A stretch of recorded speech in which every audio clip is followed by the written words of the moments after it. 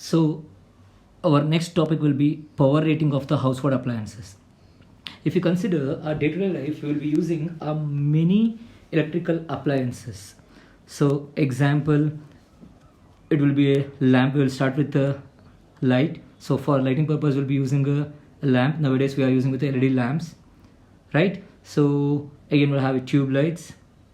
Apart from that, you will be using a refrigerator, a washing machine, television, a micro ovens, right?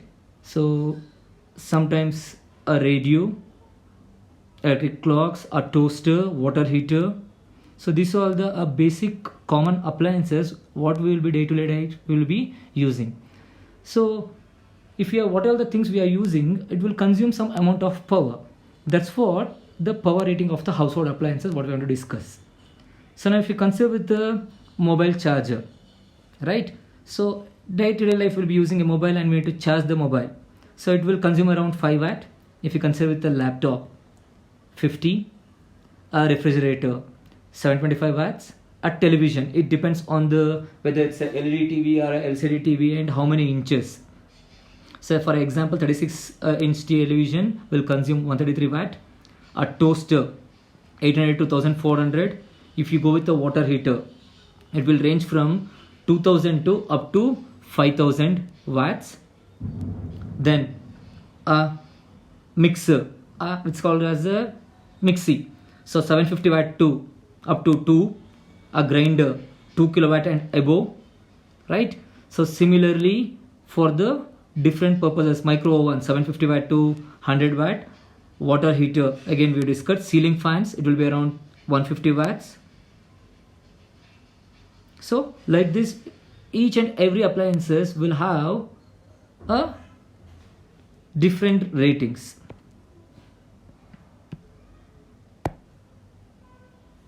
So after discussing about that, we should discuss about the energy meter bill.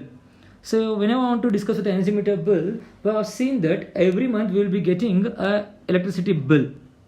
So in that, whatever the power we have consumed, it is mentioned in terms of units.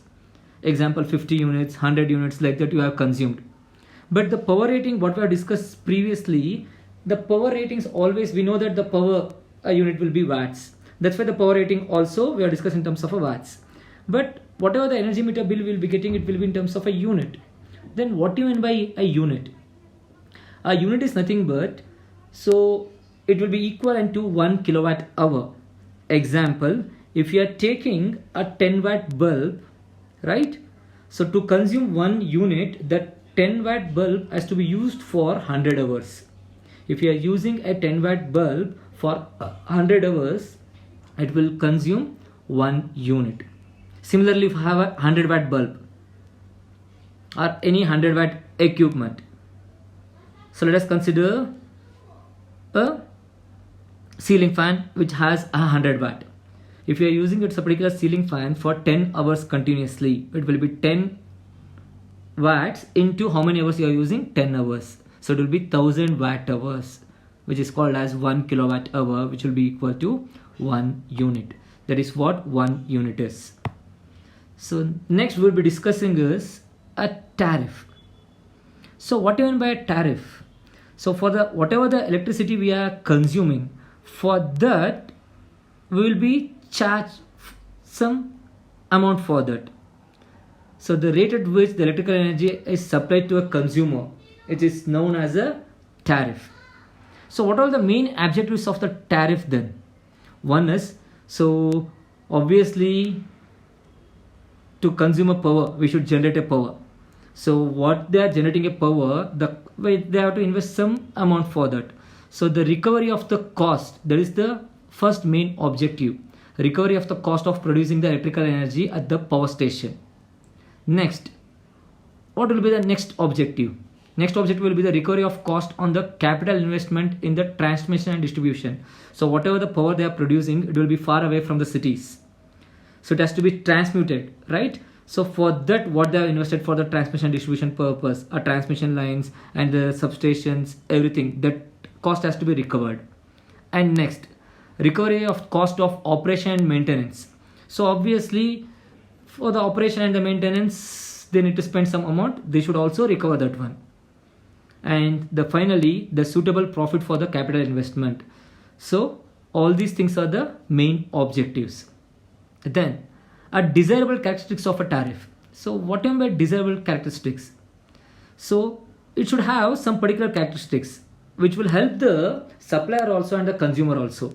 So example, first one will be a proper return. For the supplier, what they have invested, it has to be returned back. So that's why it's a proper return. Next, fairness. A fairness is nothing but it should be not be burden to the supplier also or not burden to the user also. That's why it should be very fair. So it will not be very high for the consumers who will be consuming, and it should not be a loss for the supplier also. So little bit of profit he has to make, and it should not burden the consumers, like that. Simplicity. So what all the electricity bill they are going to make, it should be very simple. It should be easily understood by the consumers. Then a reasonable profit, as already I discussed with respect to fairness. So there should be some reasonable profit for the supplier. And the fifth one is attractive. So whatever the tariff they are going to design, it should be attractive so that the consumer must use or consume more electricity. Then we have different types of tariff. So namely a simple tariff, flat rate tariff, a block rate tariff, two-part tariff, maximum demand tariff, power factor tariff. So different types of tariff, what we have is a simple tariff, then a block rate tariff, two-part tariff, three-part tariff, maximum demand tariff, then we have a power factor tariff. So like that we have many tariffs. So but in our syllabus we have only a two-part tariff. So before going with the two-part tariff, let us know about some other tariff.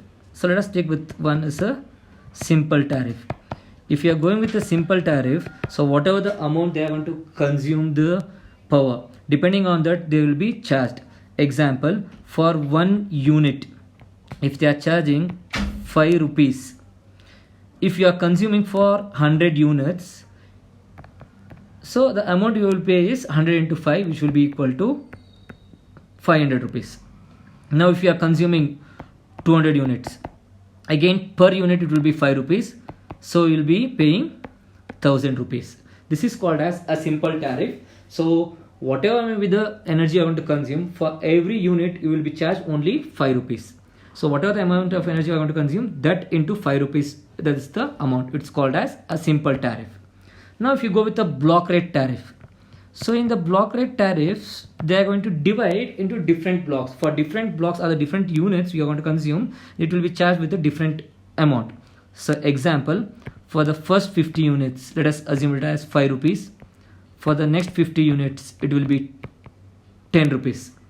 Now if you are consuming 100 units of power, it will be charged on the different block. So it is divided into first 50 block and the second 50 block.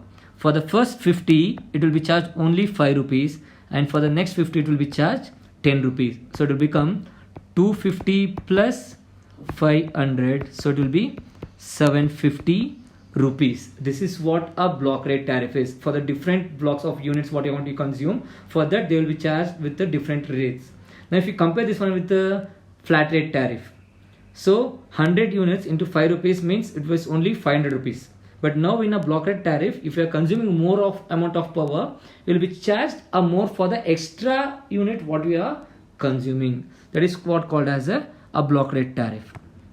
Now let us discuss about the two-part tariff. So that's what there in our syllabus. In two-part tariff, your billing is divided into two parts. One will be the fixed charge and another one will be the variable charge. So the two-part tariff will be a combination of a fixed charge and the variable charge. So now let us see what you mean by fixed charge. So the fixed charge is nothing but whatever the load we have sanctioned or the energy meter we have taken with the maximum demand, that is called as a fixed charge. Now you could have observed in your energy meter bill, there will be one fixed charge will be there and the sanction load. So depending on that, we will be charged with the fixed charges. So nothing but the maximum amount of power what you are going to use at a particular instant. That is the maximum demand or the fixed unit sanction load we would have taken. So it will be 1 kilowatt, 2 kilowatt, depending on the what all the equipments you will be using in your home. You should choose the fixed sanction load while sanctioning with the energy meter. So let us consider this one as a 2 kilowatt will be the sanction load. For everything they will be charged something. For 1 kilowatt, if they are charging 100 rupees, so if you have taken a load of 2 kilowatt, it will be 2 into 100, so 200 rupees will be the fixed charge. So if you are using a power or not, so you will be charged every month 200 rupees. Let us consider you have gone out of station for 1 month, and if you have not switched on any of the electrical equipments, but then also you have to pay the electricity bill because of the fixed charge. That is called as a fixed charge. A variable charge, it is similar to the block rate tariff, already we have discussed. So depending on the how much power we have consumed, depending on that you will be charged. So if you have consumed 100 units, so I told again in the variable charge will have the different blocks. So it is 5 rupees. For the remaining 5, if it is 10 rupees, it will be 250 plus 500, 750 rupees. That is a variable charge. And the fixed charge we are considered as 200 plus variable charge is 750. So now we have to pay 950 rupees. That is what the two-part tariff is. So here in the two-part tariff we will be using two different parts. One will be the fixed charge, which will be charged basis on the maximum demand, and then will be the variable charge. For that, what are the power you have to consume, depending on that they will be charged. So we can have the formula that total charges will be B into the kilowatt, that is a sanction load, into for that sanction load we will be charged some amount. So charge per kilowatt of a maximum demand into the number of units we have consumed, that is in kilowatt hour, and for every kilowatt hour they will be charged some amount. So your total charges will be B into kilowatt plus C into kilowatt hour. Then what is the advantages of a two-part tariff? So it can be easily understood by the consumer, and it recovers the fixed charge which depends on the maximum demand of the consumer also. So and it is independent of the units consumed. So if you are consuming the whatever the power or not, then also you have to pay the amount. What are the disadvantages? The consumer has to pay the fixed charge irrespective of the energy consumed. So if you are consuming, if you are taken a 2 kilowatt load and if you are consuming only 10 units, but he has to pay the fixed charge of 200 rupees. And if you are consuming for 100 units also, he has to pay the fixed charge of 200 rupees. So both the consumers, those who are consuming only 10 units or the 100 units, both has to pay the same fixed amount of charges.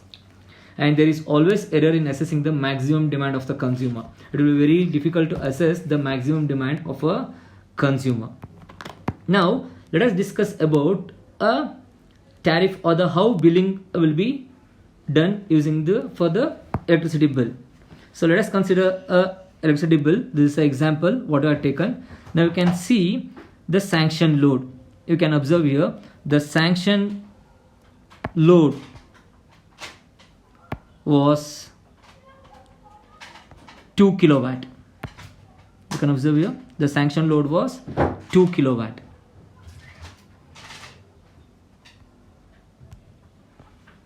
Now, and apart from that, you can see the present reading and the previous reading. The present reading is 1571 and the previous reading was 1511.